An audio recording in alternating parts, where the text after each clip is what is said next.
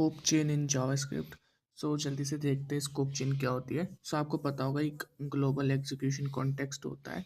ठीक है, उससे पहले कोड देख लेते हैं। तो इसके अंदर हमारे पास एक फंक्शन है ए, उसके अंदर एक वेरिएबल है और एक हम फंक्शन कॉल करवा रहे हैं सी को, जो कि इन इसके अंदर बना हुआ है, और नीचे भी हम एक फंक्शन कॉल करवा रहे हैं। राइट, तो ये कोड है। तो ये कैसे कॉल स्टैक के अंदर दिखता है वो देखते हैं। तो सबसे पहले ए फंक्शन जो है ये कंप्लीट किसके अंदर है, ये हमारे ग्लोबल एग्जीक्यूशन कॉन्टेक्स्ट में।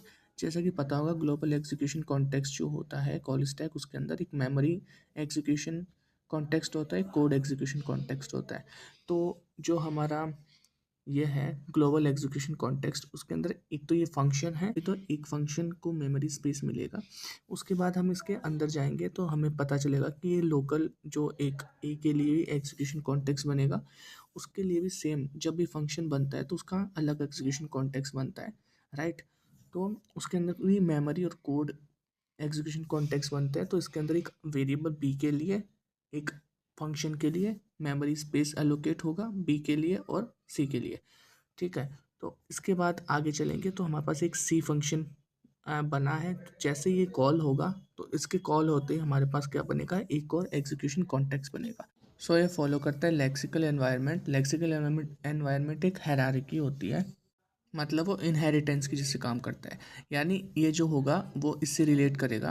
मतलब इसको ऐसे समझ सकते हैं, ये अपने पेरेंट की सारी चीज़ें एक्सेस कर सकता है और ये अपने पेरेंट्स की सारी चीज़ें एक्सेस कर सकता है। जैसे सी फंक्शन के अंदर हम बी को कंसोल लॉक करवाते हैं तो सी के अंदर चेक करेगा जाके कि इसके मेमोरी स्पेस में बी कहीं पे एग्जिस्ट करता है। अगर नहीं करता है तो लेक्सिकल एनवायरनमेंट लेक्सिकल स्कोप के थ्रू क्या करेगा, ये नीचे जाके चेक करेगा अपने पेरेंट के मेमोरी स्पेस में।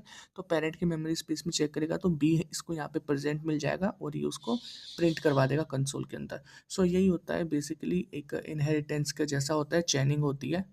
सो ये सी फंक्शन है तो ये रेफरेंस लेगा ए का और ए फंक्शन लेगा ग्लोबल एग्जीक्यूशन का रेफरेंस। सो ये होती है स्कोप चेनिंग, इसको स्कोप चेनिंग बोलते हैं।